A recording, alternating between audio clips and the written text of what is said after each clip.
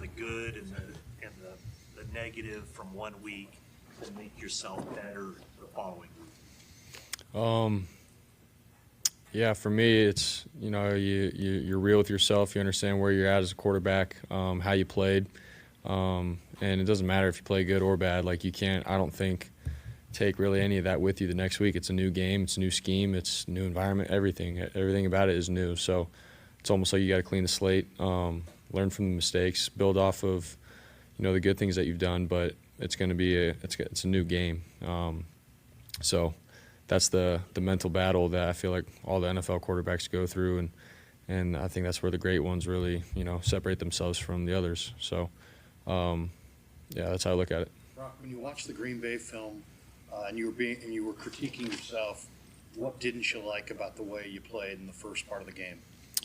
Yeah, I feel like there was this early on there were some decisions that I made that sort of made me feel a little tentative, after. Obviously that one that could have been intercepted.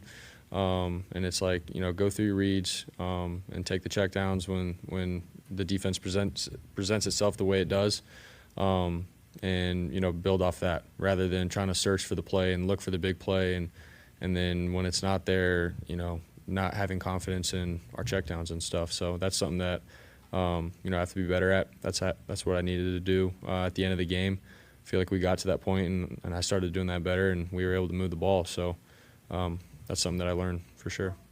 Kyle mentioned the aggressiveness of their defense, but their corners in particular, it's been a double-edged sword because they get great takeaways, but they also give up big plays. Do you see that whole the line of danger but big play chances against them? Yeah. I think every week it's sort of been a little different just depending on who they're playing. They do a lot of switching up just with their coverages and how they play guys and certain receivers that they're covering. So it's always a little different with them. And so there could be some big plays, and then there's also plays where they're going to play tight. And, as a quarterback, it's like you got to know that they're going to be aggressive and they can make a play. So it's definitely a fine line. And once we get into the game, hopefully we can get a feel for it and understand what kind of game it's going to be with them. Given how last year, when you got to this stage, things ended for you personally especially, what does it mean to you to be back on this stage and have another opportunity just a year later to be in this game? Yeah, I mean, this is obviously where we wanted to get to as a team, and that's first and foremost. And obviously, I'm excited that we're here. And so now it's last year. That was its own game. It hasn't been anything that has bled into this year or this game. And this is the 49ers against the Lions now. So it's a new year, a new approach. I feel like just in terms of playing their defense and their scheme, not thinking about last year or anything. So, for me, obviously I got hurt last year and it sucked. That was part of the game. Going into this game, I'm healthy, feel good. And, I think for all of us, we're obviously hungry and want to get to the next game after. So we got to handle business and take it one play at a time and allow everything to happen for a reason. So is not trusting the checkdowns because you're getting to them late because you're searching for the big play? Is that what it is? Yeah, I'd say so. Yeah, in that game. When you look at last year, I mean, it seemed like it happened so quickly. What's the difference in kind of the slow build of this year? Knowing you're the starting quarterback from day one, knowing that the goal is to get to the NFC Championship game. Is there any difference in the mindset for you? I mean, I've obviously played more games this year and stuff compared to last year, and so to help this team from the beginning and all the way to the end to get to where we are now, for me it's a little different, and obviously that's been our goal. And now to say that, okay, I actually helped our team, that's cool. Where last year, I got thrusted in and we had a good team, we were rolling. And not to take away anything that happened last year, but it sort of does feel a little different because you went through so many highs and lows this year. And now to get to where we are, it's like, okay, it feels pretty good. So, but at the same time, this has been this organization's and team's mindset long before I even got here, and what they've been building here in terms of, doing what it takes to get to a championship. And so I'm just another key part of that, and I'm just doing my job as best as I can week in and week out, and here we are. How do you feel about just the supporting cast around you in terms of, I guess, maybe a more depth in terms of being able to have contingency plans if one guy goes down, maybe more than you did last year, how deep you guys are. Yeah, I mean, I think it's huge. You know, obviously we get guys that get banged up and may not play as much and whatnot from game to game, but we have some studs all across the board, and we got guys that can step up.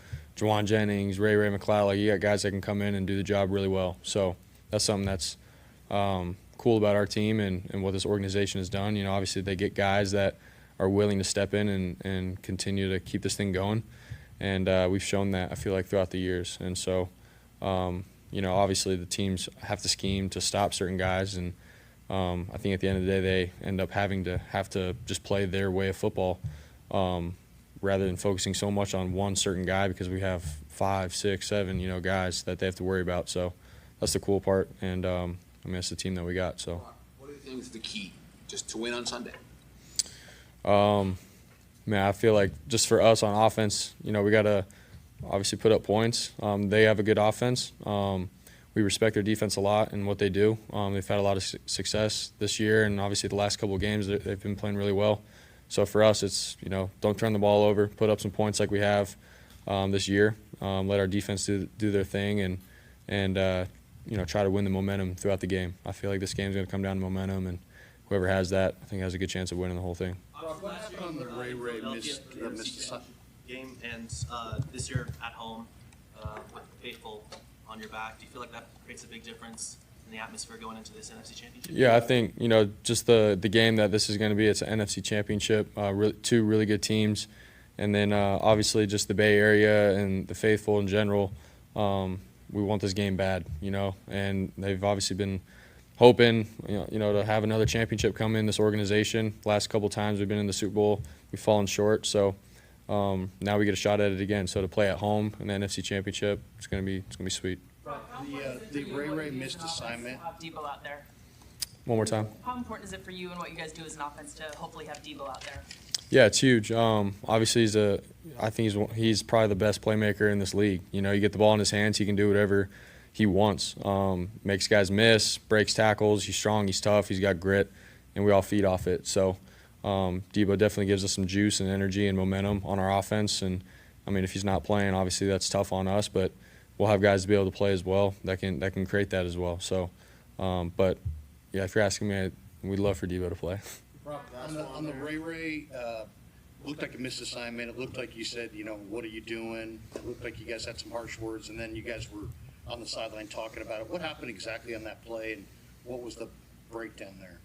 Yeah, I mean, you know, I'm just going through my progressions, and you know, from where I'm at with the pocket closing and stuff, I'm expecting him to be where he's supposed to be with the route that we had called on. The corner actually slipped that was guarding him, so he was trying to be smart and, you know, throw up his hand and run the space, which I get.